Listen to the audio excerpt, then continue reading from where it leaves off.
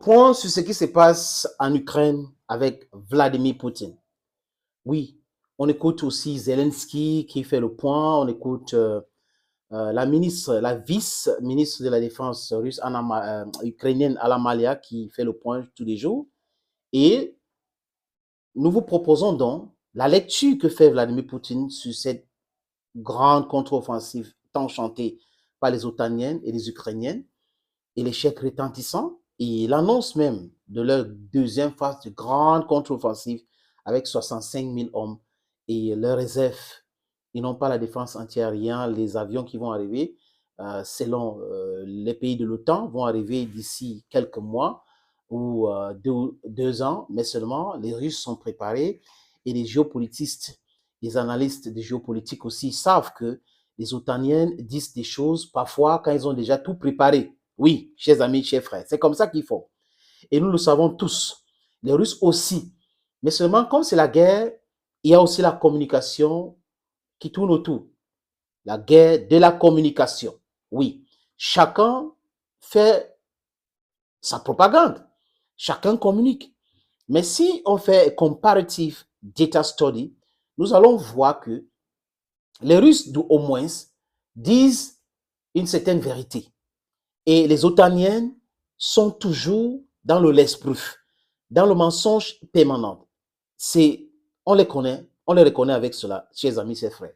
Parce que les faits sont là, on peut comparer les data, comme j'ai dit, do a comparative data studies in that which concerns who is saying the facts, who is saying lies. You will understand that the West and the Ukrainians are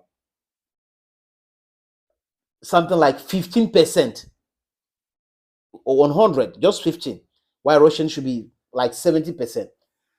You know, the communication war now is also very important.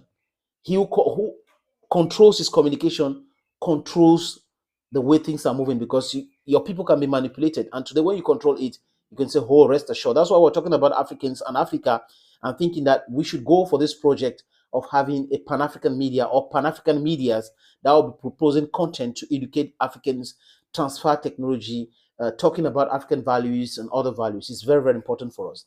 Chers amis, je vous suggère donc d'écouter le Poutine. Hein.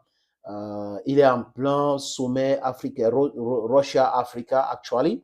Et il a répondu à quelques questions à un journaliste. Celui qu'on trouve, si on raconte du n'importe quoi, écoutez comment il parle avec une lucidité à nul autre pareil. Poutine. Contre-offensive a commencé le 4 juin, c'est un fait évident. Oui, ça a commencé le 4 juin. Et on le voit notamment par l'emploi des réserves stratégiques dans cette opération. En ce qui concerne les derniers éléments, effectivement, nous confirmons que les combats ont repris. L'essentiel des combats se sont déroulés dans le secteur, dans l'axe principal d'offensive, comme disent les sources occidentales, du côté de Zaporozhye, dans la zone des responsabilités de la 810e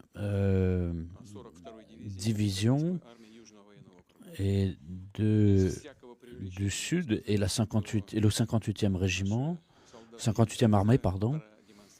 Donc, nos soldats ont fait preuve d'un héroïsme massif. Il y a beaucoup de matériel qui ont été détruits, donc une cinquantaine, dont 39, à savoir 26 chars et 17 véhicules. Et 60% ont été détruits, 40% par les pilotes de l'aviation légère. Donc, nos soldats vont recevoir des médailles et j'ai déjà donné un ordre au ministère de la Défense de préparer l'attribution à ces unités des distinctions d'honneur. Sur aucune des zones de combat, l'ennemi n'a eu de succès. Toutes les tentatives de contre-offensive ont été interrompues avec de grandes pertes pour l'ennemi. Beaucoup de matériel a été abandonné sur le terrain. Ils ont beaucoup de blessés et de morts qu'ils ont abandonnés sur le terrain, puisqu'ils ont été dispersés. Maintenant, là, à l'heure où je vous parle, la situation est telle que je vous l'ai décrite. Est-ce que vous pouvez parler de pertes? Oui. En plus du matériel militaire, il y a des pertes en hommes qui sont considérables, plus de 200 hommes. Malheureusement, nous avons eu aussi des pertes, mais la disproportion est considérable puisqu'elles sont 10 fois supérieures chez l'ennemi que chez nous. Et je le répète encore une fois, et je tiens à le souligner, tous ces produits au cours des 24 dernières heures est un exemple illustre de l'héroïsme de nos soldats.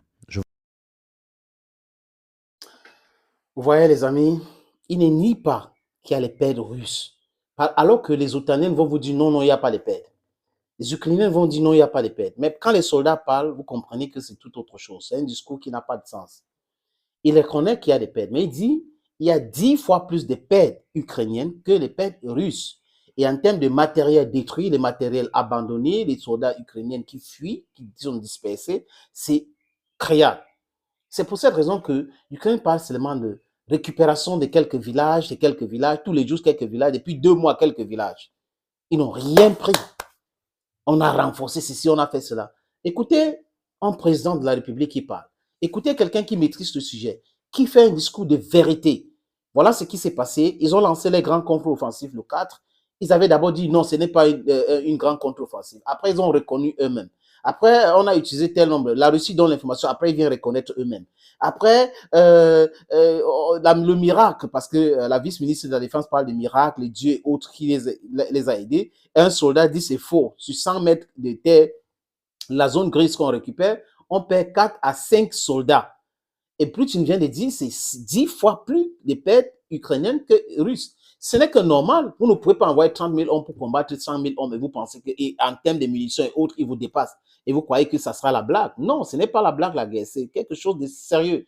Chers amis, chers frères, je voulais juste vous proposer cette lecture ou l'explication faite par Vladimir Poutine à ce qui concerne le déroulement même de la guerre en Ukraine. Chers amis, chers frères, thank you for watching. Bye bye for now.